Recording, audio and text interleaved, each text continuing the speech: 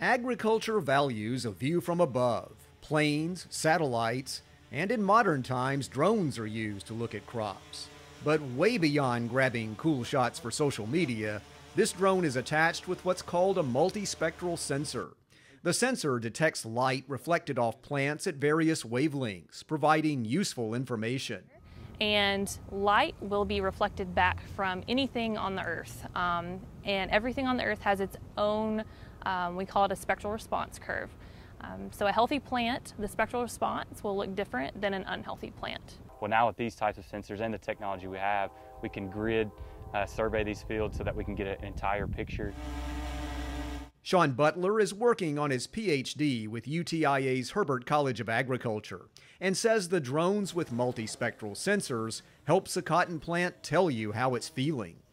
If you're trying to find something before it happens, if you're trying to detect water stress before we would visually see it, yeah, at that point you're going to need something that our eye can't see, and we have infrared sensors or red edge types of sensors that can pick up those different spectral wavelengths that we don't see visually.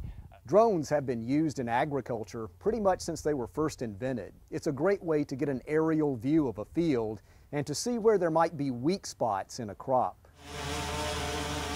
Early detection of plant stress is critical to saving yields, and the pinpoint accuracy of a drone sensor can help there. That information can give us where we should be applying a pesticide, for example. So maybe there's a weed infestation only in one area of the field.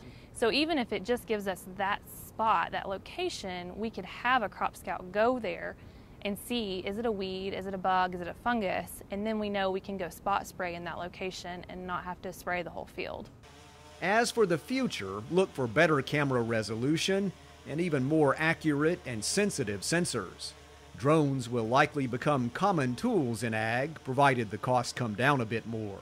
Helpful technology that's flying high. This is Charles Denny reporting.